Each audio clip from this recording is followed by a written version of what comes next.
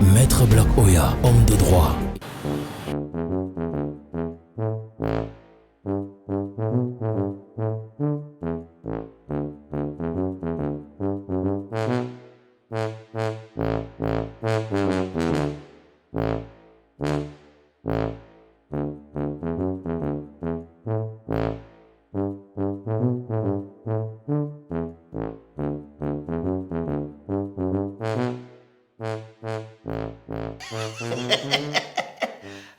Président Georges Mabola, le grand papito. Non, mais je ne te... ton gars de Francis Ngannou là, mais il est trop violent. Le gars là. Mais est-ce que tu sais que Freeman, le dolatier de Paris, il me disait que Ngannou était à Paris là-bas avec vous? Je ne croyais pas. Non, je ne croyais pas. Parce que bon, quand on m'a dit qu'il luttait contre, où c'est Nyorsip là, moi j'ai dit que mais Nyorsip, on dit que c'est un type terrible, que c'est un sauvage. Ngannou va s'en sortir. Freeman m'a dit que tais-toi, tu ne connais même pas Ngannou. Tu sais que bon, comme le Ngannou que l'on a ici là, il est tellement bizarre qu'il n'a rien réussi. Tout ce qu'on a, tu vois, vous savez que je croyais que tous les Ngannou étaient incompétents. Tu vois un peu. Mais c'est grâce à lui que j'ai compris que tous les Ngannou ne sont pas des incompétents. Mais dites à votre Ngannou là que même quand c'est la lutte, même quand c'est pour chercher l'argent, c'est même pas avec la violence. Il tape. Qu'elle a commencé à taper le blanc là. J'ai d'abord dit que mais est-ce que Ngannou est seulement en train de défendre les accords coloniaux qui ont fait que l'Afrique aujourd'hui ne se développe pas, ou le Cameroun soit plongé dans la souffrance? Ngannou est seulement en train de taper le blanc là en disant que le racisme que vous nous opposez tous les jours là. Ngannou, j'ai pensé à tout. J'ai dit que Ngannou défend que l'esclavage qu'on nous avait fait subir. Parce que le type. Non, mais Ngannou là, moi-même je sais que je suis fort. Mais Ngannou m'a encore fait réfléchir. Ok, président Mabola, pardon, j'ai un client devant moi, s'il te plaît, je te reviens. Ok.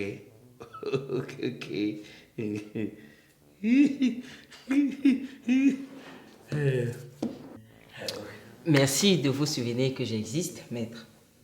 Oui, on m'a dit que vous êtes un avocat international, donc moi je sais que vous pouvez être compétent dans tout type d'affaires. Toute la dictée là ne sert à rien, c'est quoi le problème? Ah, excusez-moi, je vais dans le droit au but. Voilà, j'aimerais déposer une plainte contre les chaînes françaises, les journalistes français autant pour moi, et leurs chaînes de diffusion. Toi, tu es membre du gouvernement? Non. Parce que moi je sais que constamment quand je reçois les plaintes contre les journalistes français ici, c'est les membres du gouvernement. Parce que quand ils font les classements des droits de l'homme, ils disent tout que le Cameroun est dernier. Quand ils font les classements sur les personnes oppressées, on dit tout qu'on oppresse trop l'opposition au Cameroun. Au Cameroun, les journalistes n'ont pas la liberté de s'exprimer. Non, mais ma plainte va quand même dans un sens qui ressemble à ça. En fait, ma plainte, c'est pour de la jalousie prononcée. Jalousie prononcée? Oui, figurez-vous qu'après le combat de Francis Ngannou qu'il a remporté haut la main, les chaînes françaises, c'est comme s'ils ont seulement tué ça le lendemain. Ils ont juste présenté ça comme ça, mais après on a pu parler de ça. Mais quand un Français accomplit un maigre exploit sportif, ou encore quand une équipe française remporte une victoire, une compétition, pendant au moins des semaines ou des mois, on nous rebat les oreilles avec, on ne respire pas. Quand la France a gagné la Coupe du Monde, mais le Cameroun est devenu sourd. C'était le bruit partout. Tu peux me fermer ton bec là? Comment ça? Ton bec est comme pour le itoko. Tu connais le itoko? Un peu un oiseau, mais... C'est un oiseau qui est bête. Donc je suis bête. Tu racontes quoi? Jusqu'à tu parles de jalousie prononcée. Mais vous êtes champion en récupération dans ce pays-ci. Vous êtes champion en récupération. Vous ne faites jamais rien. Mais vous jubilez la victoire plus que ceux qui ont fait. Toi, tu viens maintenant dire que non, notre frère, vous avez fait quoi pour lui? Votre pays a fait quoi pour lui? Vous êtes champion pour venir dire que non, vraiment, notre... S'il y a des gens qui méritent mieux cette victoire, qui doivent même défendre ça, c'est des Français et des Américains. C'est parce que c'est les infrastructures que Francis Ngannou a utilisées pour s'entraîner et devenir champion. Vous êtes seulement ici au pays, vous connaissez parler. Vous connaissez défendre. Monsieur, le monde d'aujourd'hui, ça rime à la planification, l'anticipation, l'organisation. Vous ne respectez aucune règle de ces choses qui permettent au pays de devenir premier. Mais vous êtes seulement là à venir. Non, notre frère, non. C'est votre frère maintenant. Hein. Vous l'avez fait la récupération. Maître, pour la plainte, alors on fait comment? Je ne fais aucune plainte. Ah bon? Ah bon, bah. Ouais, ouais, maître. Pardon, sort. Oh, c'est comme si les Français aussi vous ont acheté. Ouais, ils ont acheté. Ce pays est un pays extraordinaire. Voici un pays où quelqu'un sème la patate, mais il veut récolter l'igname. Un pays où les gens sèment le papayer, et à la fin, ils viennent récolter la mangue, ce qui rentre avec. Mais moi, je ne comprends pas. C'est-à-dire, c'est un pays des... Oh, faites pas, je mets les organes. Hein. Je ne veux pas mettre les organes.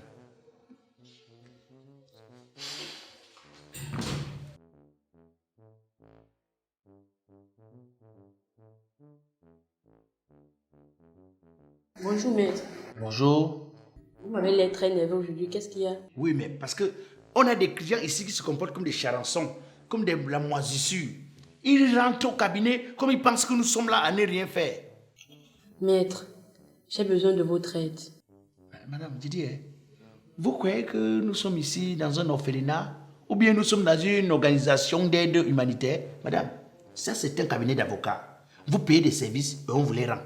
Détrompez-vous, maître. Mon besoin est tout autre. Tout mon entourage s'insurge, m'oppresse même, quand je dis que je m'oppose au discours du président de la République. Quand il dit que les Camerounais doivent aller ailleurs, se battre et revenir plus tard construire le Cameroun. Cela ne m'arrange vraiment pas. Moi, j'ai dit que, quand j'ai suivi le discours là, j'ai dit que, oh, qui écrit le discours du père là de temps en temps, je ne sais pas. Parce que j'ai dit que le jour où je rencontre le monsieur qui a écrit le discours là, où il décrit lui dans le discours que non, on devrait aller se battre et revenir construire le Cameroun. Si je rencontre le monsieur là, si c'est un peu une paire de gifles que lui donne, je le traîne qu'au commissariat. Mais est-ce que les gens comprennent même le sens du français? L'expression aller se battre. Vous savez ce que ça signifie? Ça signifie, on ne veut pas savoir comment vous allez faire. Débrouillez-vous. Si vous voulez, envolez-vous pour arriver là-bas. Montez sur un chameau pour arriver en Europe.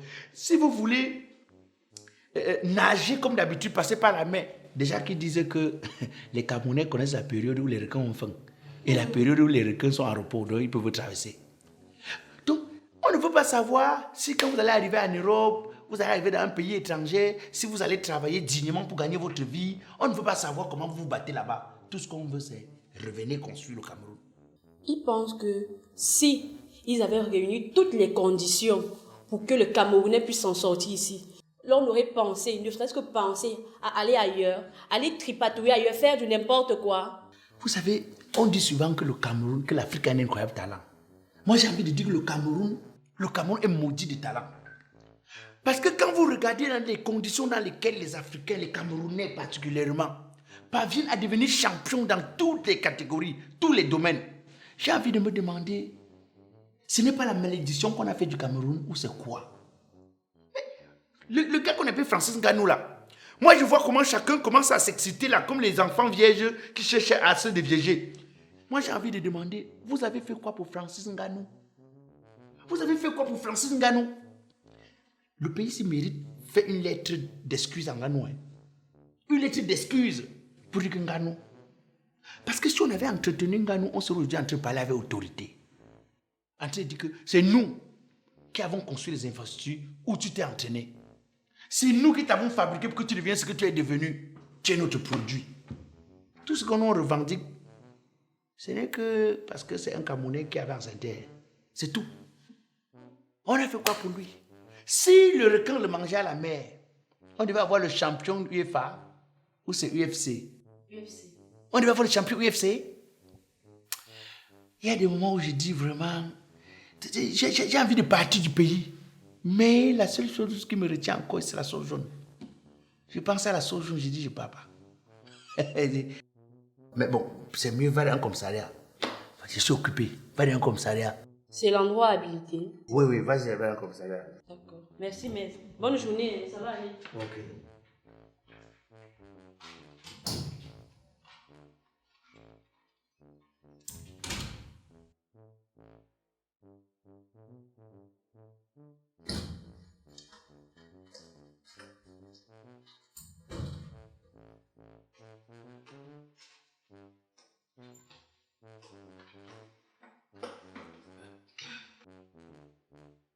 Bonjour, maître.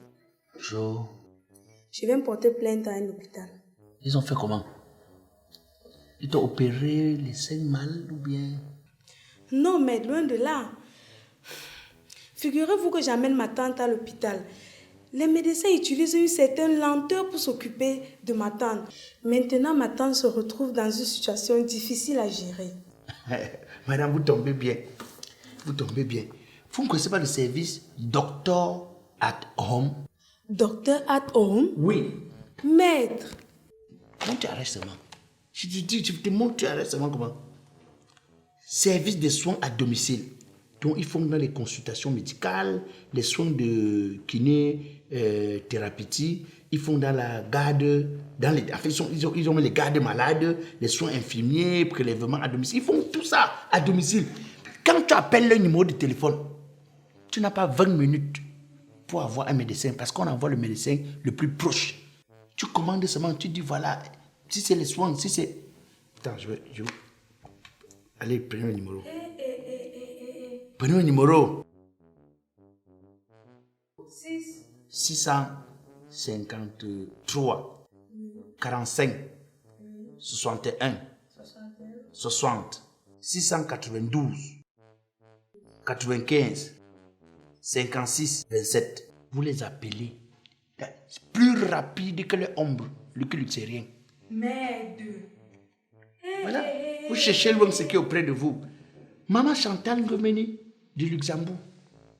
Quand elle a un problème ici au pays, comme elle va au Luxembourg, elle appelle seulement le service hier. On envoie un médecin s'occuper de sa famille. Pas besoin d'être là. Pas besoin de déplacer le malade pour commencer à le bousculer. Non, non, non. C'est ce qu'elle fait. Mais laissez la plainte. Voilà, non, Je ne veux plus. Ok. Merde. Bonne journée, maître. D'accord.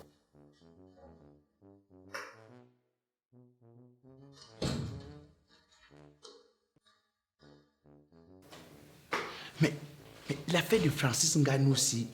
Parce que depuis nous, on parle même de Francis Ngannou comme ça là. Mais Francis, tu nous as même pas dit, hein. Tu bagarrais seulement parce que tu voulais une ceinture pour porter le pantalon. Ou bien tu bagarrais parce que tu voulais seulement taper le gars là pour rien.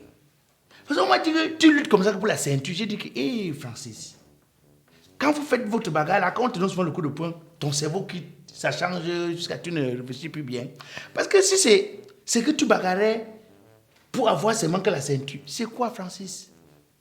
Ici en Kouloulou, ça coûte même cher. Et ça coûte même cher. Parce que la façon que tu as tapé le gars là. Mais s'il y a aussi l'argent, dis-nous non, Francis. Parce que depuis là, on ne fait que parler de la ceinture. Il a gagné la ceinture. Il a gagné la ceinture. Est-ce qu'il y a l'argent dans l'affaire là? Parce que les Eto, quand ils gagnent, on savait que prime pour Champions League, victoire de Champions League, c'était le somme. Mais on ne nous a pas toujours dit. Hein. Nous, on est seulement restés dans champion de. Où c'est UFC. Tu n'as pas là à l'argent sur ça, Francis. Si il n'y a pas l'argent sur ça, ne tape plus les gens comme ça. Hein. Mais s'il y a l'argent sur ça, tu les mêmes. Coupez.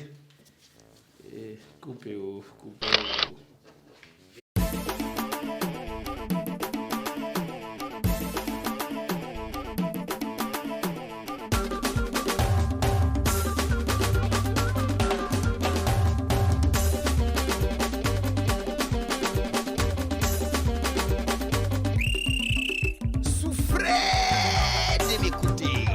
Je suis Didier Arafat alias Black Oya le Métis, humoriste biodégradable, président du comité de normalisation de la musique camerounaise. Même si je tape les casseroles, vous allez seulement danser.